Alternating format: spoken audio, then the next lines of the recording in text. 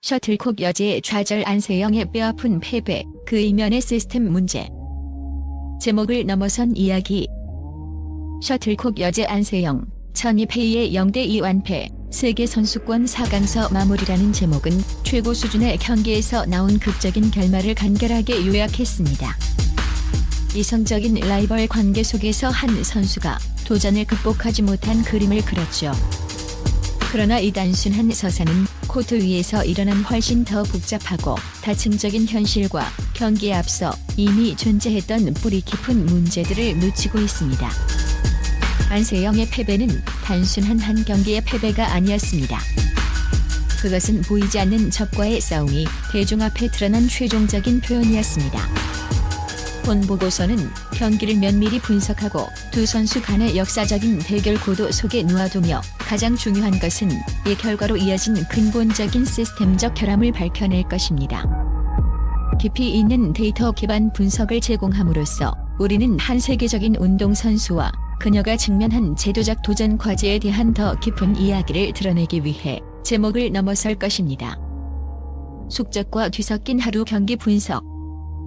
이 섹션은 경기의 세부적인 진행 과정을 상세하게 설명하며 두 선수 간의 치열한 대결 구도 속에서 이를 조명할 것입니다. 숙적에 긴장된 서사. 안세영과 천이페이의 대결은 오랫동안 극적인 영웅서사로 비유되어 왔습니다. 2025 세계선수권 준결승은 단순한 경기를 넘어선 결정적인 대결이었고 경기 전 두 선수의 상대 전적은 13승 13패로 동률을 이루고 있었습니다. 이는 두 선수 모두에게 엄청난 심리적 압박을 가했습니다. 이전 맞대결들에서 각자의 승리는 특별한 의미를 지녔습니다. 예를 들어 2023 항저우 아시안게임에서 천이페이를 상대로 거둔 안세영의 승리는 그녀의 세계 랭킹 1위 자리를 공고히 했습니다. 반대로 천이페이는 2025 싱가포르 오픈에서 안세영의 연승 행진을 저지하며 여전히 만만치 않은 상대임을 증명했죠. 하지만 이후 안세영은 재팬 오픈과 차이나 오픈에서 천이페이를 모두 꺾으며 다시금 기세를 회복했습니다. 이 모든 전개는 세계선수권에서의 결정적인 경기에 긴장감을 더했습니다. 게임 진행과 결과의 변수. 안세영은 준결승전에 앞서 이전 라운드에서 29분 만에 승리를 거두는 등 매우 좋은 컨디션을 보이며 경기에 나섰습니다. 이는 그녀의 신체적 준비 상태와 대회에서의 상승세를 보여주는 것이었습니다. 그럼에도 불구하고 그녀는 준결승에서 경기 리듬을 유지하지 못했고 결국 0대2로 패배했습니다. 중요한 변수는 두 세트에서 안세영이 5대3으로 앞서고 있을 때 천이페이가 오른쪽 발목을 삐끗한 것이었습니다. 이는 정상적인 상황이라면 안세영에게 확실한 이점을 제공했어야 할 예상치 못한 변수였습니다. 그러나 이후의 경기 진행은 예측과 정반대로 흘러갔습니다. 승자와 패자의 갈림길 경험과 투지. 천이페이의 부상에 대한 반응은 전술적 성숙함에 대한 교훈을 보여줍니다. 그녀는 경기를 계속했을 뿐만 아니라 노련함과 용맹한 투지를 이용해 안세영을 압도했습니다. 이는 그녀의 정신력이 부상을 경험의 증거로 바꾸었음을 보여줍니다. 반대로 안세영은 상대의 신체적 약점을 활용하지 못했습니다. 결과적으로 그녀는 패배했고 두 선수의 상대 전적은 다시 1-3에 1-4가 되어 안세영을 불리한 위치에 놓이게 했습니다. 이 준결승 경기는 단순한 개인의 패배가 아니라 오랜 대결 고도의 반전이었기에 그 결과가 더욱 의미 있게 다가옵니다. 보이지 않는 적과의 싸움, 부상과 시스템의 한계. 이 섹션은 경기장 내에서의 싸움에서 벗어나 최종 결과에 영향을 미친 코트 밖의 투쟁에 초점을 맞출 것입니다. 안세영의 만성 부상. 안세영은 2022 항저우 아시안게임에서 부분 파열된 힘줄 부상을 입은 이후 꾸준히 무릎 통증과 싸워왔습니다. 의학적으로 이러한 부상은 완전한 회복을 위해 최소 몇 주, 종종 몇 달의 휴식과 물리치료를 필요로 합니다. 이는 그녀의 신체적인 싸움이 만성적이고 장기적인 문제였음을 보여줍니다. 시스템에 대한 날카로운 비판과 좌절. 안세영의 패배는 단순한 스포츠적인 손실을 넘어 한 선수와 그녀의 관리기관 간의 공개적인 투쟁의 정점이었습니다. 안세영의 공개 발언은 그녀의 좌절이 대한배드민턴협회를 향하고 있음을 보여줍니다. 그녀는 KBA의 부상 관리 시스템이 부적합하고 시대에 뒤떨어져 있다고 표현했습니다. 그녀는 또한 자신과 다른 선수들을 위한 변화를 촉구하기 위해 자신의 목소리가 더 큰 무게를 갖기를 바란다고 말했습니다. 이는 그녀의 동기가 단지 메달을 따는 것이 아니라 자신의 성공을 시스템 개혁을 추진하는 데 사용하고자 하는 강한 의지를 보여줍니다. 이 사건은 깊은 단절을 보여줍니다. 안세영은 자신이 겪었던 좌절감과 불공평함을 지적하며 선수들이 오직 자신의 종목에만 집중할 수 있도록 하는 시스템의 필요성을 언급했습니다.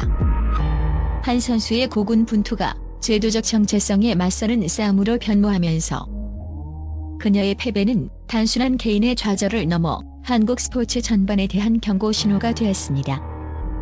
승자의 경험 천이페이의 뛰어난 위기관리 능력.